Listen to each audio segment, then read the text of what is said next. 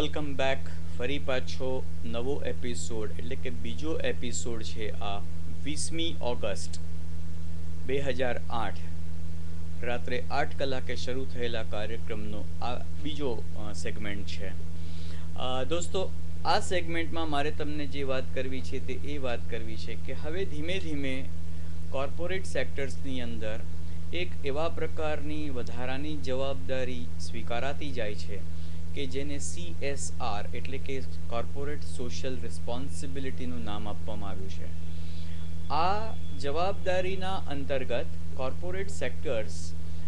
હવે પ્રયાસ કરે છે કે એમની સંસ્થા, એમનું કારખાનું, એમનું ઓર્ગેનાઇઝેશન જે વિસ્તારમાં છે તેની આજુબાજુના વિસ્તારની કમ્યુનિટી એટલે કે આજુબાજુના વિસ્તારમાં રહેતા લોકોને માટે આ કોર્પોરેટ્સ દ્વારા એમના વેલ અપબ્રિંગિંગ માટે, એમના વેલ બીઇંગ માટે, એમના લિવિંગ કન્ડિશન્સમાં ઇમ્પ્રુવમેન્ટ થાય તે માટેના કાર્યક્રમોનું આયોજન કરે છે અને એ આયોજન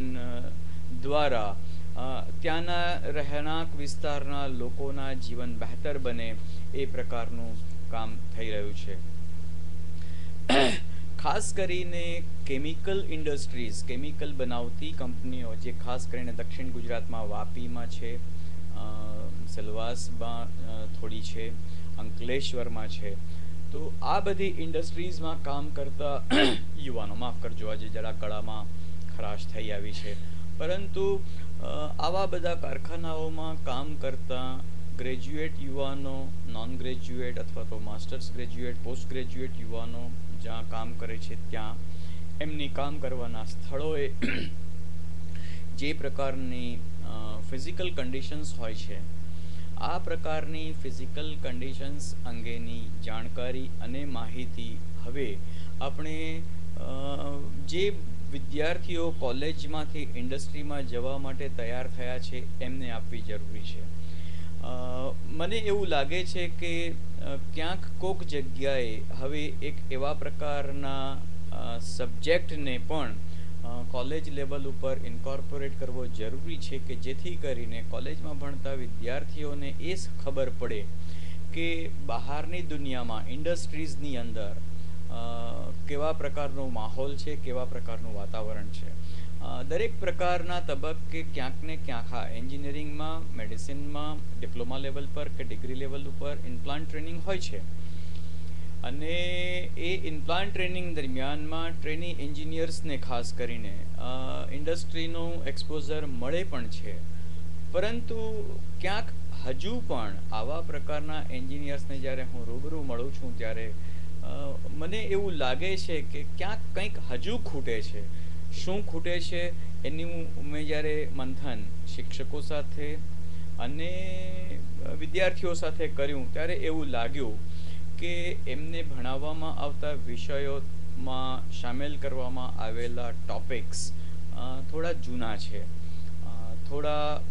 ઓબ્સોલેટ થઈ ગયેલા છે અને વર્તમાન ટેકનોલોજી, વર્તમાન એન્જિનિયરિંગ, વર્તમાન પરિસ્થિતિ જે ઝડપે આગળ વધી ચૂકી છે એને લગતું નોલેજ, એને લગતી થિયરીઝ, એને લગતા એક્સપિરિયન્સ, એને લગતા એક્સપેરિમેન્ટ્સ, એને અનુસંધાનમાં કામ કરતી હોય તેવી લેબોરેટરીઝને આ બધી બાબતોનો કદાચ અભાવ છે। કહેવાનું તાત્પર્ય એ છે કે આપણે વિકાસ જે કરી રહ્યા છીએ અથવા તો અહીંના માહોલમાં, અહીંના ઇન્ફ્રાસ્ટ્રક્ચરમાં મુખ્યમંત્રી કે વડાપ્રધાન જે રીતે વિકાસ તરફ પોતાના રાજ્યને કે દેશને દોરી જઈ લઈ રહ્યા છે એમાં સમન્વય થવો વધારે જરૂરી છે। ક્યાંક કોક એક જગ્યાએ એક સેમ્પલ તૈયાર કરવામાં આવે અને ત્યાર પછી એ સેમ્પલને જ સીધું રેપ્લિકેટ કરીને બીજા બધા સ્થળોએ એ જ પ્રકારની કોલેજીસ, એ જ પ્રકારની લેબોરેટરીઝને ઊભી કરવામાં આવે તો એ બહુ જ આવકારદાયક પગલું ગણાય, પરંતુ મને એવું લાગે છે કે જો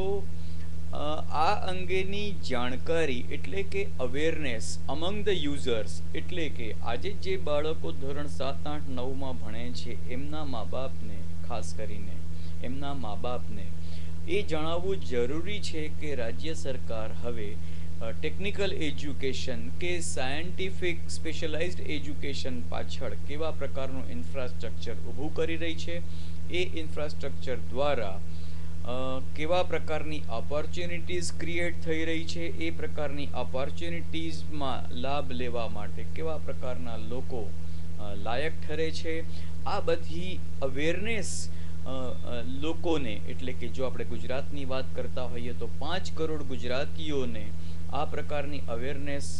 મળવી બહુ જ જરૂરી છે. હવે આ અવેરનેસ દ્વારા મને એવું લાગે છે કે ખોટી જગ્યાએ ખોટો માણસ ખોટી માથાફોડી કર્યા કરે એને બદલે જે માણસ પોતે જે કરવા ઈચ્છે છે એને લગતું કામ શોધી કાઢવામાં આવા પ્રકારની અવેરનેસ પ્રોગ્રામ્સ, આવા પ્રકારના એનાઉન્સમેન્ટ્સ, આવા પ્રકારની જાહેરાતો ખૂબ જ મદદરૂપ થાય એવું મારું અનુમાન છે.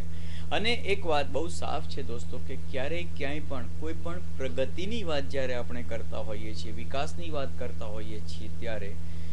અવેરનેસ અને એજ્યુકેશન આ બે એના પાયાના પાસા છે. અને જ્યાં સુધી આપણે શા માટે અવેરનેસ શા માટે પ્રગતિ કરવી જોઈએ ના ચોખ્ખા ને ચટ કારણો અંગેની અવેરનેસ લોકોમાં ડેવલપ નહીં કરીએ ત્યાં સુધી એ લોકોને એ વિષયનું એજ્યુકેશન લેવાની ઈચ્છા નહીં થાય. અક્કર ચક્કરમાંથી ફરીને ધોરણ 12માં સાયન્સની અંદર 80%થી ઉપર લાવેલા વિદ્યાર્થીના મા બાપને જ્યારે સવાલ પૂછવામાં આવે છે કે તમે તમારા બાળકને શું ભણાવશો, તો બસ 2 જ શબ્દો એમના મોંમાંથી નીકળતા હોય છે, કાં તો એને ડૉક્ટર બનાવીશું અથવા એન્જિનિયર બનાવીશું. તો દોસ્તો આપણી વિચારવાની મર્યાદાને હવે વિકસાવવી બહુ જરૂરી છે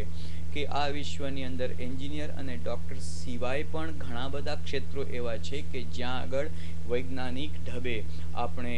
આપણા જીવનમાં આગળ વધવું જરૂરી છે. આપણા જીવનને આપણે આધ્યાત્મિકતાની સાથે સાથે આધુનિકતાને જો અપનાવવા માગતા હોઈએ તો સાથે સાથે આપણે એમાં વિજ્ઞાનના દૃષ્ટિકોણને પણ સામેલ કરવો જરૂરી છે. અને આવી જ વાત છે અને એવા જ બધા વિષયો ઉપર મારે અહીં akhiltv.com ઉપર ઘણા બધા લોકો સાથે વાતો કરવી છે. મારા આજના આ એપિસોડમાં મારી સામે કોઈ દર્શકો ન હતા અને તેમ છતાં પણ હું તમારે માટે જ આ વાતો કરતો રહ્યો છું અને હું કરતો રહેવાનો છું. દોસ્તો, મારી આટલી વાતો તમે સાંભળી એ બદલ આભાર. આજનો આ રેકોર્ડેડ એપિસોડ આવતીકાલથી તમારે માટે ઓફલાઈન અવેલેબલ થઈ જશે.